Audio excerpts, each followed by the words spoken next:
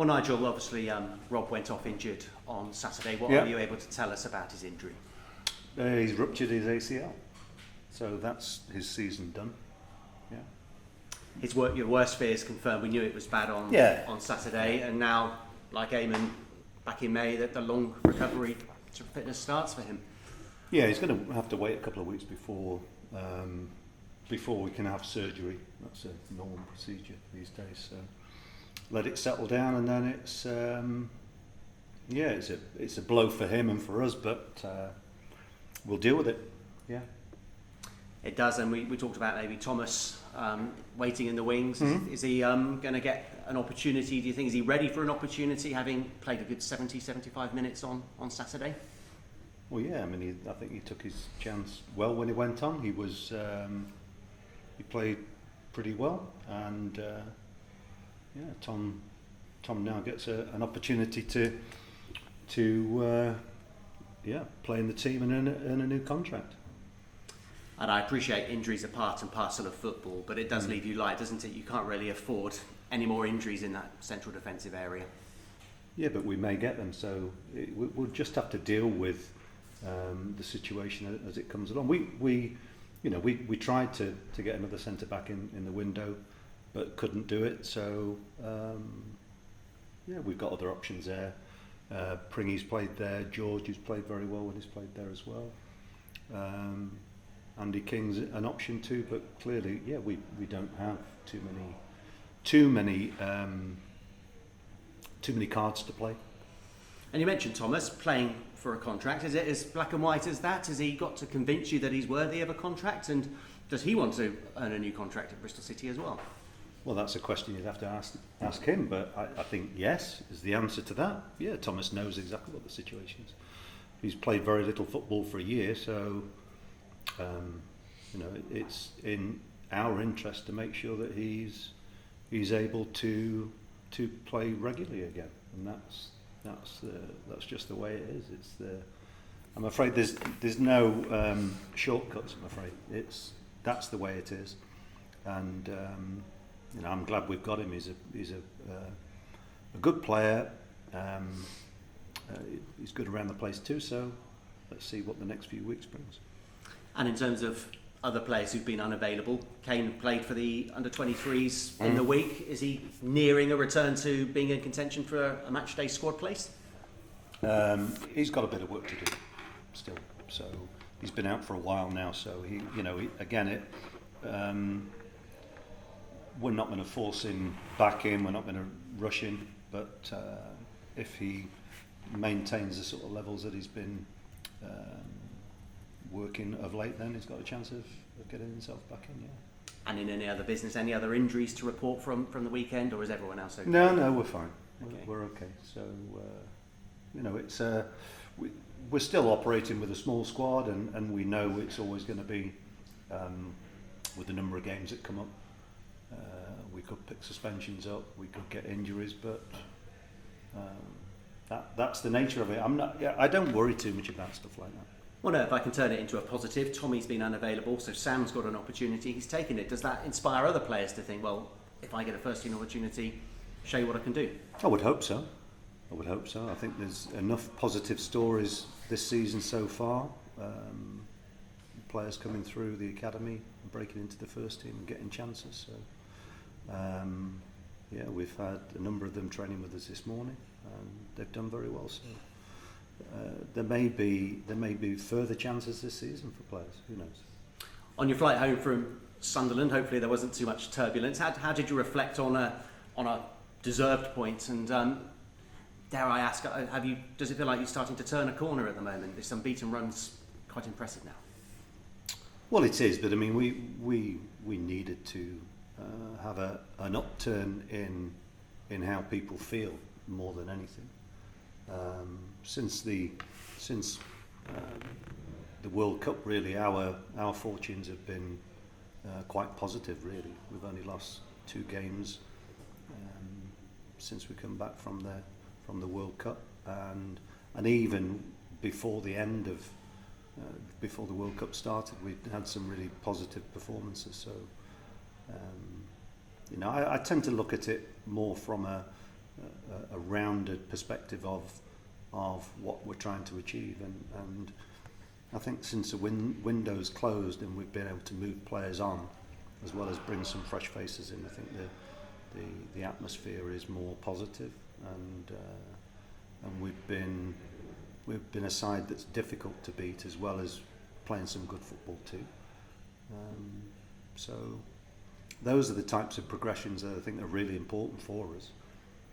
But of course it's always tempered with the knowledge that things can change very quickly in the Championship. So, you know, at no point is there a time to either relax or take things easy. We know that we are going to be at full stretch for the remainder of the season, and that's you know, important to recognise. So, I've said to you before, I don't really get too despondent when things are not going the way that we'd like them to, and I'm certainly not going to get overboard with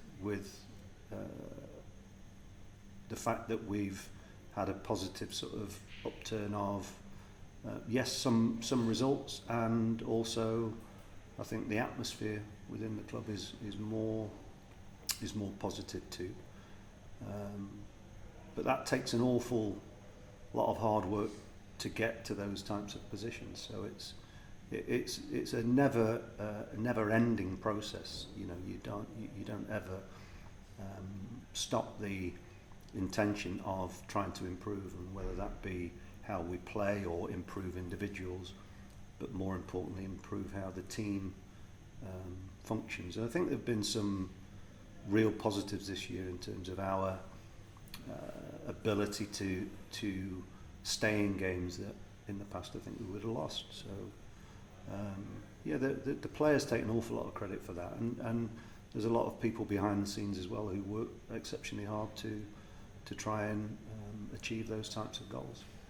I know you were impressed with the nous, if you like, of Mark Sykes protecting the penalty spot on the ball so that Naki could focus on the penalty. Is that something that players decide together, or is there a bit of Got feedback? no idea. It's just something that they... Well, that initiative must please you.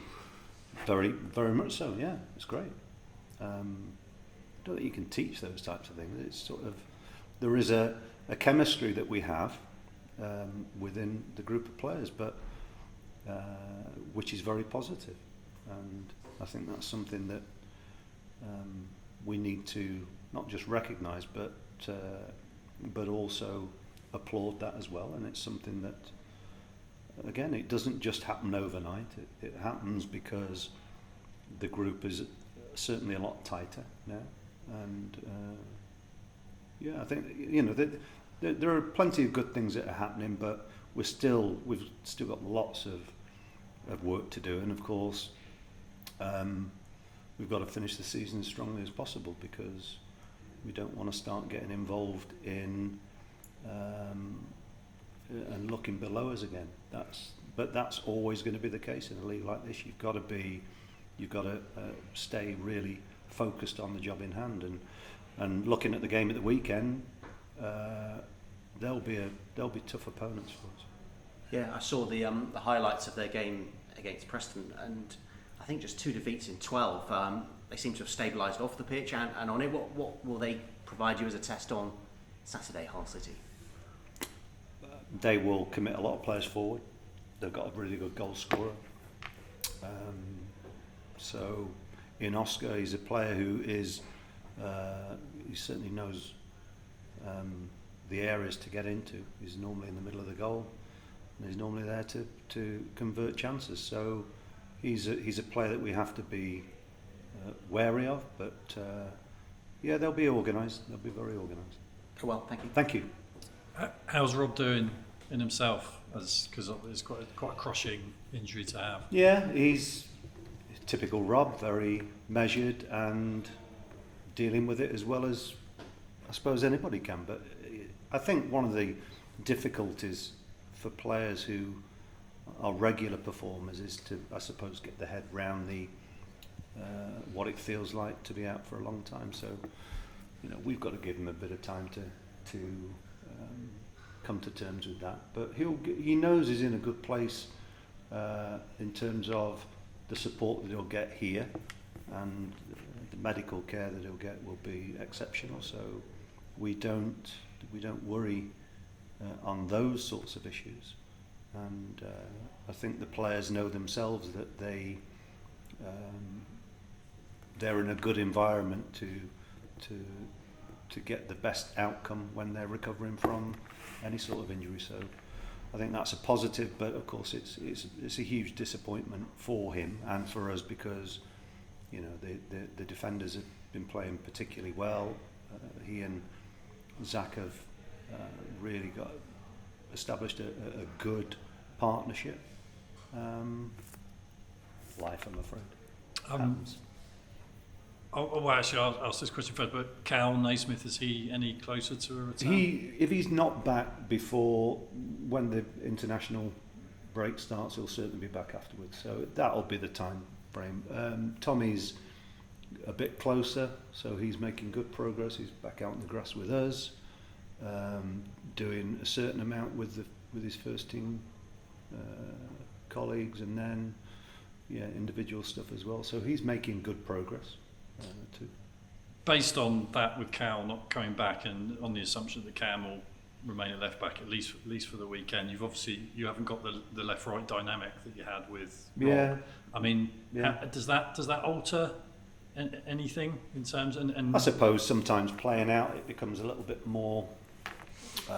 It's not as fluid sometimes, but again, I don't think people realise how many centre-back partnerships don't have balance,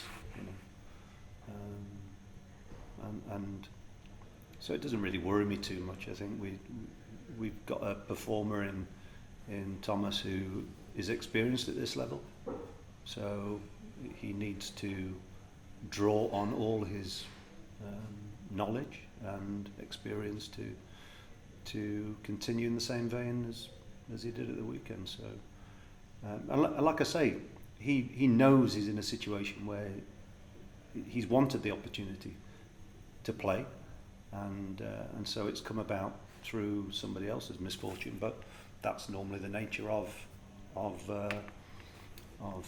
football, and certainly I always want the competition to be really keen, and I always prefer to have players who've got something to play for. Thomas certainly has that. As he sort of, I mean, he must be obviously excited that he's starting games. Have you seen a noticeable change in his attitude or his character? No, he's been really supportive of the players who've been in there. He's had a few situations where he's gone on late in games, and he recognises that he's had to be patient to get his opportunity again. Now he's got it, so it's over to him now. I'll have to ask a question, because it's something that fans have sort of mentioned, but is there any sort of provisions for maybe looking at a free transfer at all outside of the window in that position? No, not really. No. Because I don't really want to bring in players who, I'd rather explore what we have within, and let's just see how it goes. But if things change, then I'll let you know. But at the moment, that's not something that I'm particularly looking at. You said about the positive atmosphere around the place. I wouldn't say it's surprising as such, but obviously Dan Bentley, Chris Martin, Tim Closer, they were quite big sort of personalities within the squad, so to have kind of senior players, they're not necessarily big personalities. Well, people would perceive them to be big personalities. So it's interesting that's made that change. Have other individuals kind of changed? I'm wary about answering that question in a way which puts fuel on something that's not even there. It's just the dynamics have changed, and when you've got players in the building who don't really have the motivation to push on, then sometimes those players can take up as much time as it's like having disruptive kids in a classroom. The teacher can spend 90% of their time dealing with 1% of the population. Waste of time. So I'm not suggesting that the players have been disrupted, but when players know that they're, not necessarily going to play, and they're high earners, what's the point? So it's in our interest to change it, to give them an opportunity of finding something themselves, and it's as to try and sell the idea that some of the best investment that you can make is to get rid of some players is actually quite a difficult thing to sell, but it makes sense. The players that we brought in and the players that have gone for different reasons, for all different reasons, they're not all in the same bracket, makes the place more driven as much as anything. Is that when you say positive? Is that how you see it? The sort of the driven aspect of it, the sense of ambition. Yeah, and the players improve. as well. The players will. You ask any of the players that. I think the players. I don't know who you're talking to today, but who are you talking to? Harry Cornick. Well, Harry's not been here long enough, so that would be unfair for him. He can't make a comparison. It just works like that. For instance, Chris has got himself sorted out at QPR, and he was a long way from the starting 11 and hadn't been in a squad since Christmas. So, it's not. There's nothing against Chris. It's just where's his opportunity going to lie? Same with Tim. Tim had opportunities to go on loan at other places, didn't want to go. So time to move on. And with Dan, Dan knew months ago that he wasn't going to get a new contract. So, those types of factors are all. It's easy for players sometimes to just get on with it, but for a sustained period, it's difficult for players sometimes to be a constant positive influence on other people when you know that you're not in the picture. So the best solution is a separation.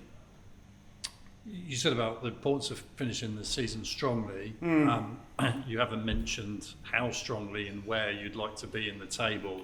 There has been a sense of excitement because of the unbeaten run. I mean, is that? Yeah, but we're now gone 11, have we? Yeah. And dropped down. So had we beaten Wigan, we could have gone up to 11th, I believe, that day, and then we find ourselves falling places, having get a. That's the nature of this league, and then sides at the bottom have got back-to-back wins, and new managers go in, and look, you can never underestimate what happens in this division. So, finishing the season strongly, if you ask the players, they'll be talking about how many points we are off the playoffs, and I like the fact that they generate that conversation.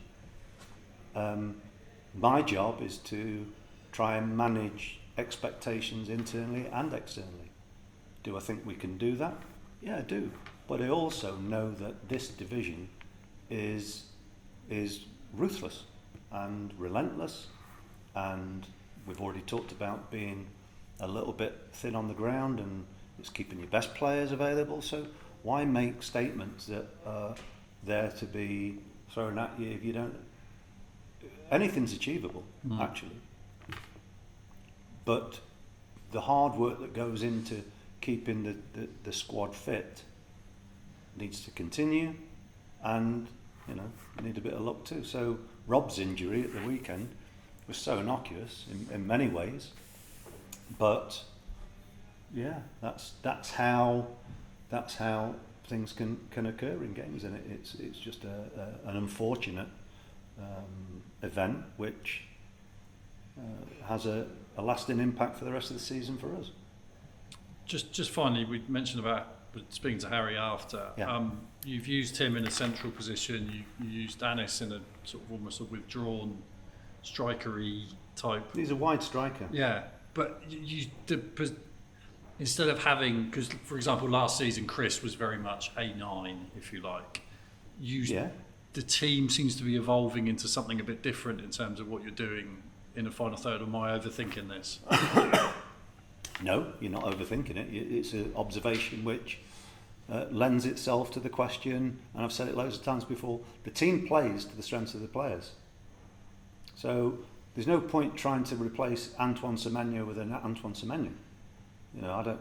Unless another one, we develop one internally. We're not going to go out and buy, we can't afford to go out and buy one because it cost 11 million or whatever it is.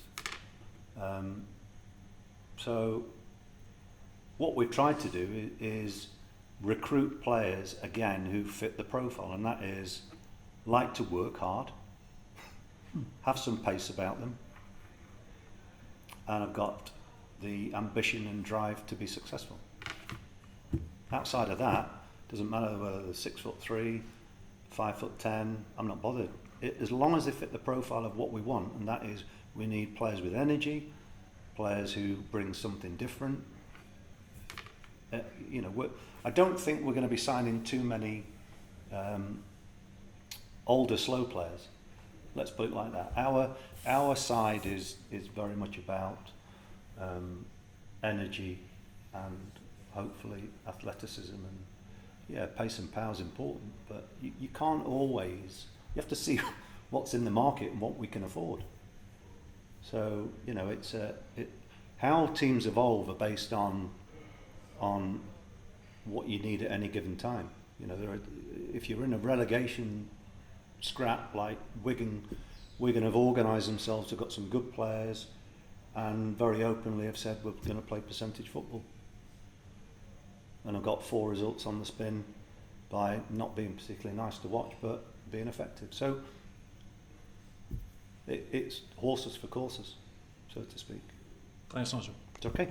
Good afternoon, Nigel. We spoke earlier about obviously Mark Sykes shielding Wells to take his penalty. Do you think over the course of the season that how Sykes has shielded Wells for his penalties? We were just thinking, does that mean that the squad has grown a bit and that they're learning more wise tricks to try and get into the game? I don't know. We haven't won a penalty since he's been here, so I didn't know whether he'd be capable, whether he got that in his locker. Anyway. Just kind of like seeing out. Like I don't know. Yeah, maybe.